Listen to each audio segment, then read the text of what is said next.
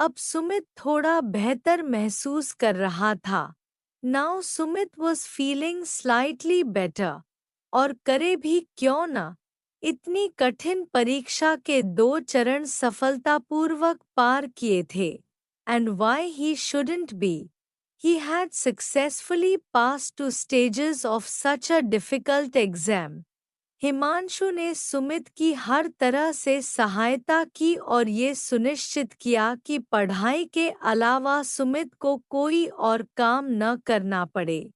Himanshu assisted Sumit in every possible way and made sure that Sumit had no work to do except studying. सब्जी लाना या कपड़े धोना और अन्य ऐसे छोटे मोटे काम सब हिमांशु कर दिया करता जिससे सुमित का समय व्यर्थ न जाए। Getting vegetables and washing clothes, all these odd jobs were done by Himanshu so that Sumit's time doesn't get wasted. Sumit पूरी मेहनत और लगन से तैयारी कर रहा था। Sumit was preparing with his heart and soul. यह इंटरव्यू उसके लिए बहुत ही महत्वपूर्ण था। This interview was extremely important for him. उसने पूरे जीवन आईएएस अधिकारी बनने का सपना देखा था।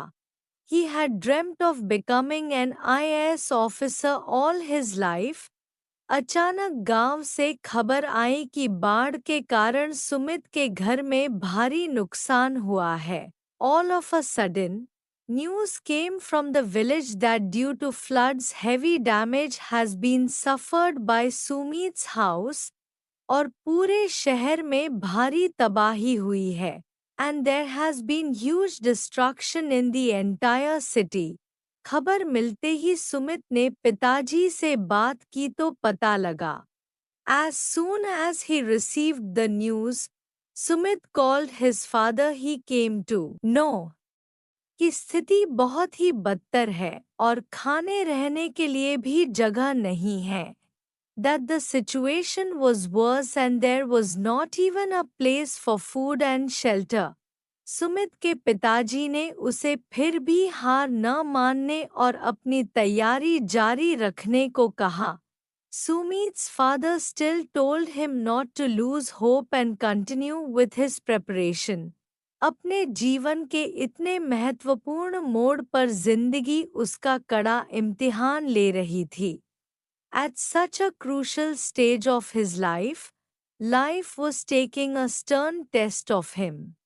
सुमित कुछ समय परेशान रहा लेकिन फिर उसने सोचा कि इस दलदल से निकलने का एक ही उपाय है।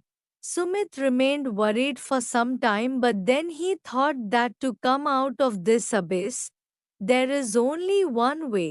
उसे यह परीक्षा किसी भी हालत में पार करनी होगी अन्यथा उसकी और उसके घर की स्थिति कभी नहीं सुधरेगी। He had to pass this exam anyhow, else his, as well as his household's situation, would never improve. 1 सप्ताह के अंदर सिवान में बाढ़ का प्रकोप खत्म हुआ और सामान्य जीवन लौट आया। Within a week, the outbreak of floods ended and life came back to normalcy. Thanks for watching. Do like the video, share this to your friend, and don't forget to subscribe my channel.